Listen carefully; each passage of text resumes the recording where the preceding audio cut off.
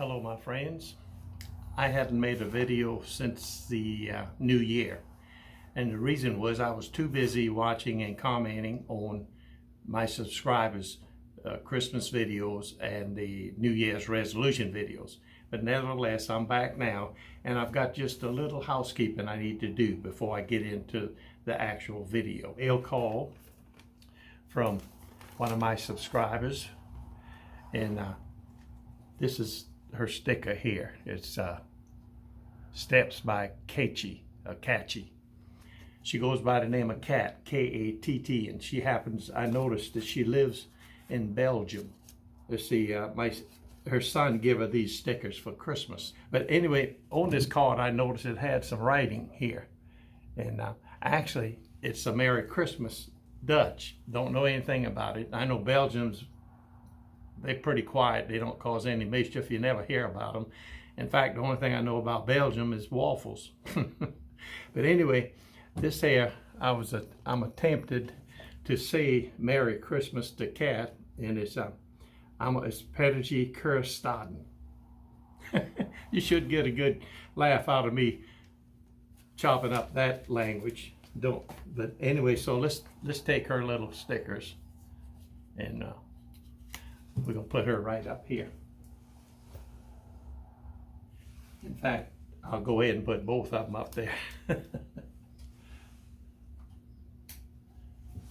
Okay, next I've got from Dave, one of my subscribers and one I subscribe to. It's Everyone Knows a Dave, and he sent me his sticker. So let's go ahead and put Dave up here somewhere. All right, there you go, Dave. The last one I got is from this channel called Bohemian Adventures. Now, these are three people, Dolly, Cody, and Tim. Now, they had a giveaway, and I did win. I was one of the winners, and Tim was giving away a personalized painting by him, signed. So anyway, going through my archives, I did find one of me. Mike and I used to go up to Blood Mountain every Christmas. That was a ritual we did every Christmas until we discovered Pine Mountain Trail on the south side of Atlanta, so we don't have to go through that traffic and drive 4 hours to get up there. So, but we went up there on Christmas for a few years, and I was standing, if anybody's been up to Blood Mountain, I think that's the highest part of the Appalachian Trail, the Georgia portion. At least I think it is.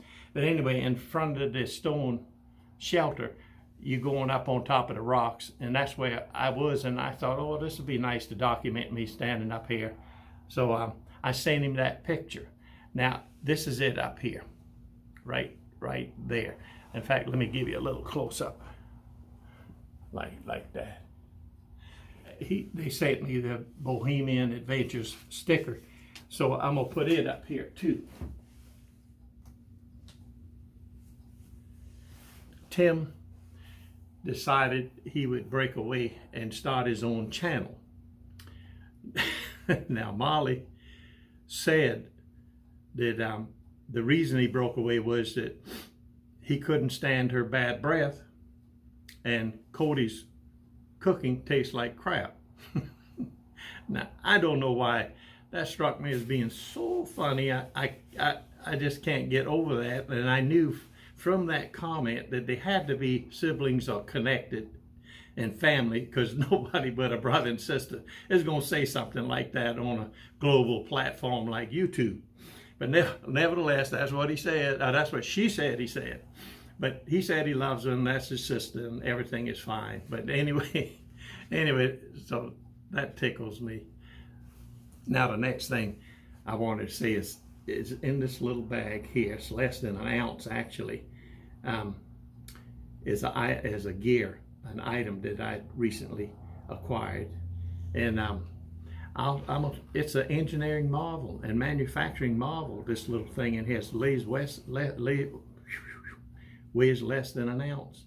But anyway, I'm gonna take you and meet you out at a campsite this weekend, and I'll reveal it, tell you what it is, and tell you what I know about it. I think you'll find it interesting. So see you at the campsite. Okay, I'm glad you guys could make it to the campsite.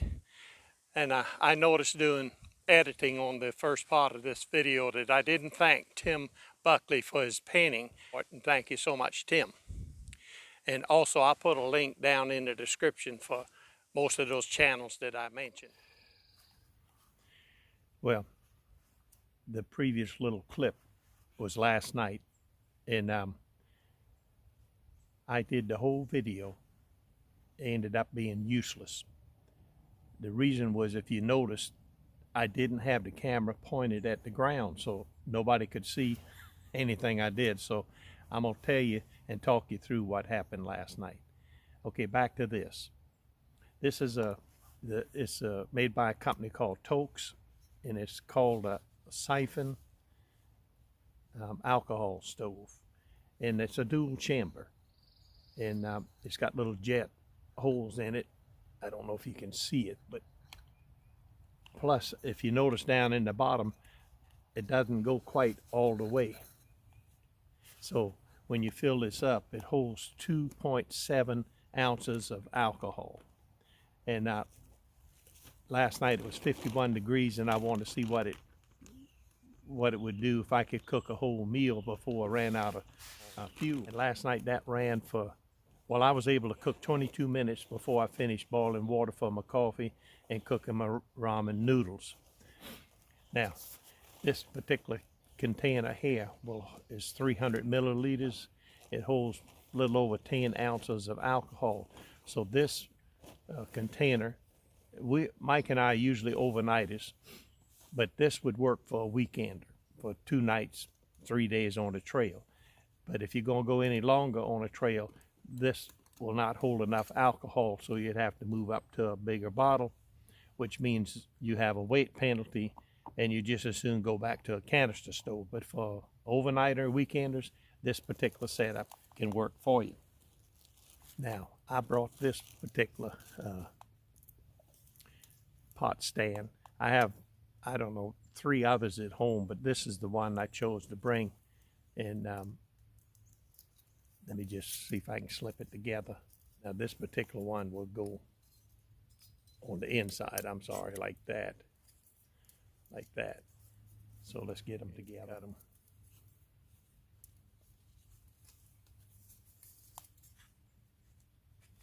There we go. So it's pretty sturdy. This is the setup I used last night, and of course this goes over it. Now, like I said, there's many pot stands out there. This is the one I chose to bring, and I'll explain to you why I brought this one in a minute. There's a couple of cons that we need to talk about. One, there's no simmering, and if you have any alcohol left over, you'll have to pour it back in your container. And there's no control on the fire. It's either on or off, and if you want to put it out, you'll have to take your pot, put on top of it to extinguish the fire. Now, the reason I brought this particular pot stand, is because if you was to happen to run out of fuel, you could use this as a twig stove. I don't care about twig stoves. They work me too hard. You got to keep feeding them, but you could do it in an emergency. Okay, I think this basically would be the end of this video, but I'm going to take the next 60 seconds and fry some eggs up and reposition this camera if you want to hang around. Otherwise, this is really the end of it. But if you want it demonstrated, just hang around for the next 60 seconds and I'll show you how to make some eggs.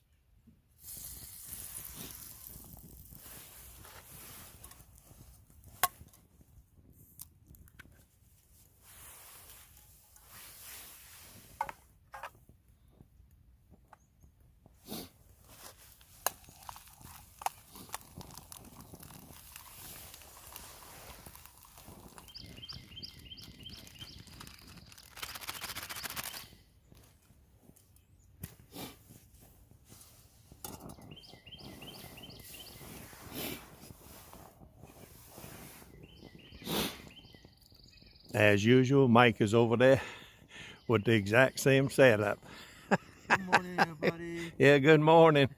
Oh, it was cold. It's 39 degrees right now.